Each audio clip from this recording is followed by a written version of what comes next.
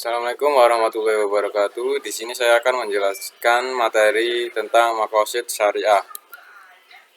Pengertian maqasid syariah. Dari segi bahasa, maqasid syariah terdiri dari dua kata maqasid dan syariah. Maqasid adalah bentuk jamak dari maksud yang berarti kesengajaan atau tujuan. Syariah secara bahasa berarti jalan menuju sumber air. Jalan menuju sumber air ini dapat dikatakan sebagai jalan ke arah sumber pokok kehidupan. Menurut Syatibi, sesungguhnya syariat itu bertujuan untuk mewujudkan kemaslahatan manusia di dunia dan di akhirat. Ibnu Qayyim al-Jauziyah, syariah itu berdasarkan kepada hikmah-hikmah dan maslahah-maslahah untuk manusia baik di dunia maupun di akhirat. Perubahan hukum yang berlaku berdasarkan perubahan zaman dan tempat adalah untuk menjamin syariah dapat mendatangkan kemaslahatan kepada manusia. Maqasid syariah berarti tujuan Allah dan Rasul-Nya dalam merumuskan hukum-hukum Islam. Tujuan itu dapat ditelusuri dalam ayat-ayat Al-Quran dan Sunnah Rasulullah sebagai alasan logis bagi rumusan atau hukum yang berorientasi kepada kemaslahatan umat manusia. Macam-macam maqasid syariah. Yang pertama, maqasid al-daruriyat. Hal-hal yang bersifat kebutuhan primer manusia seperti yang telah kami uraikan adalah bertitik tolak kepada 5 perkara, yaitu agama, jiwa, akal, kehormatan, dan harta. Yang pertama, agama.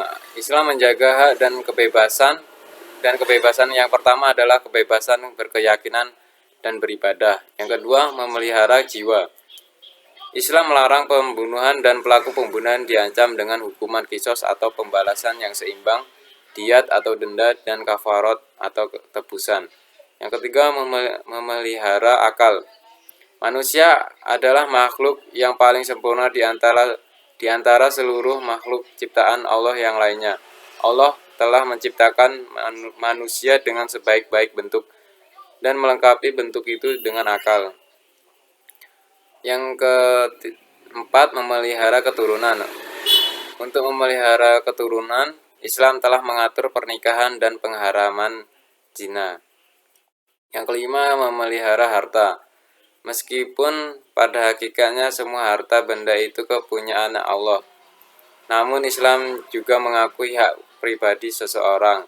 Untuk itu Islam mensyariatkan peraturan-peraturan mengenai muamalat sebagai jual beli, sewa menyewa, gadai menggadai, dan lainnya. Macam yang kedua, maqasid al-hajiyat.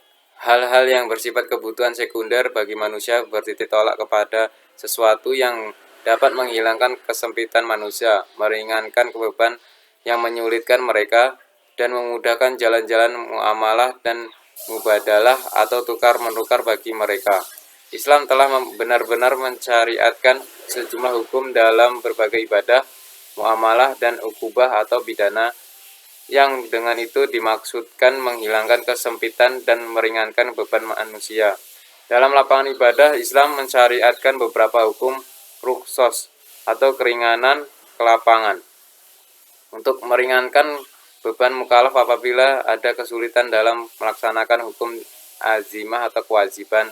Contoh, diperbolehkan berbuka puasa pada siang bulan Ramadan bagi orang yang sakit atau sedang bepergian. Yang ketiga adalah maqasid al-tahsini. Dalam kepentingan manusia yang bersifat pelengkap, ketika Islam mensyariatkan bersuci toharoh, di sana dianjurkan beberapa hal yang dapat menyempurnakan. Ketika Islam menganjurkan perbuatan sunat atau tathawu, maka Islam menjadikan ketentuan yang di dalamnya sebagai sesuatu yang wajib baginya, sehingga seseorang mukallaf tidak membiasakan membatalkan amal yang dilaksanakannya sebagai sempurna. Ketika Islam menganjurkan derma atau infak, dianjurkan agar infak dari hasil bekerja yang halal. Maka jelaslah bahwa tujuan dari setiap hukum yang disyariatkan adalah memelihara kepentingan pokok manusia atau kepentingan sekundernya atau kepentingan pelengkapnya, atau menyempurnakan sesuatu yang memelihara salah satu di antara 3 kepentingan tersebut. Penerapan makosid syariah secara umum. Pengetahuan atau pemahaman tentang teori-teori syariah pada makosid al-syariah, landasan filosofis, alasan rasional mewujudkan ilat, rahasia, tasrik, dan berbagai metode perumusan diktum syariah lainnya. Penerapan dilakukan terhadap perekonomian, keuangan, serta bank syariah sesuai konsep tersebut. Makosid al-syariah sendiri tidak menjadi faktor yang utama dalam menghasilkan peran berlipat sebagai penentuan keuangan manusia. Namun peran lebih dari makosid syariah memberi aspek filosofi serta rasional pada aktivitas ijtihad perekonomian syariah kontemporer yang melahirkan produk hukum ekonomi Islam. Pada dasarnya tujuan makosid al-syariah ialah memperoleh faedah. Sesuai sistem ekonomi masa kini, banyak lembaga keuangan yang memegang prinsip syariah dan memiliki penerapan makosid al-syariah. Antara lain penerapan makosid syariah terhadap perbankan syariah dengan tidak adanya makosid al-syariah.